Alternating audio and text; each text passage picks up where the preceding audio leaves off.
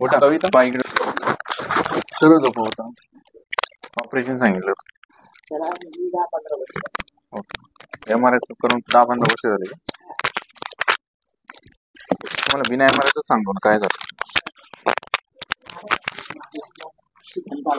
हा का इथं गॅप आहे तुमच्या इथं 2 ठिकाणी गॅप आहे. दुखलं की इथं नाही इथं दुखलं. हा तिथं बरोबर. हा उठून बसा.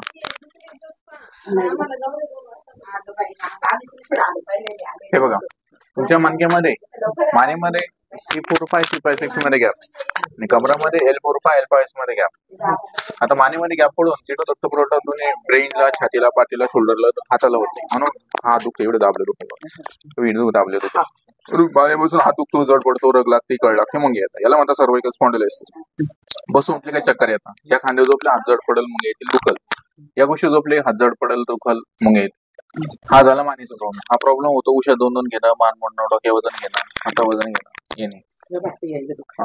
हेच डोक्याला कनेक्ट आहे म्हणून डोकं दुखतं पाठीमागे. हा झाला सर्व्हायकल स्पॉन्डिलोसिस. दुसऱ्या कमरामध्ये 3 ठिकाणी गॅप तिथून दोन्ही रक्तपुरवठा पायांना होत नाही म्हणून कमरापासून पाय दुखतो जड पडतो रग लागते कळ लागते मग येतात. जास्त चालता येणार नाही उभं राहता येणार नाही मांडी घालता येणार नाही गुडघ्या बसून उठले आपण उठले असे वाकडं चालतं मग थोड्याने सरळ होता. यालाच म्हणतात सायटिका आजार. म्हणजे तुम्ही जगात कोणत्याही डॉक्टरने गेले तुम्हाला कमराचं ऑपरेशन सांगते करायची गरज नाही. सांगतो एवढं करायचं. या आयुष्यभर मी सांगितलेले नियम लक्षात ठेवा. पुढे जायची गरज नाही. पूर्ण क्लिअर होईल. फक्त 20% मरेपर्यंत राहील. 20% म्हणजे काय तुम्ही इथून पुढं वाकून काम करायचं नाही वजन उचलायचं नाही बिना बेडचा प्रवास करायचा नाही बिना बेडचं वाकून काम किंवा वजन उचलायचं नाही पालतो झोपायचं नाही 30 डिग्रीत बसायचं नाही. खुर्ची बसले लांब पाय करून बसणं झोपणं चालणार नाही. आंबट वाटतं खायचं नाही. गॅस ऍसिडिटी होईल असं काही खायचं नाही. त्याला 10 दिवस सांगतो असं करायचं पूर्ण क्लिअर होईल.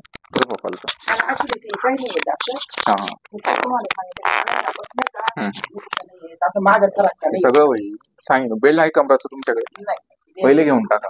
बेल्ट लावल्याशिवाय फरक पडणार नाही. कशाहून पडेल असं हो का कमराला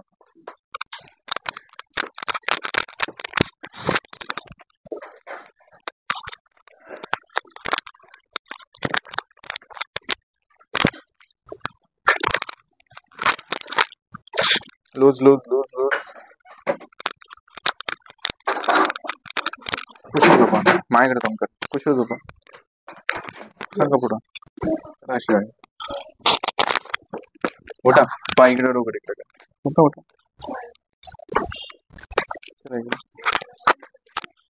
कराशी पाय पकड कविता कराशी पाय पकड कविता सर्व झोप होता. हा वरती मान उचला खाली मान कर रिलॅक्स. वाजलं का उठा डोकं तिकडे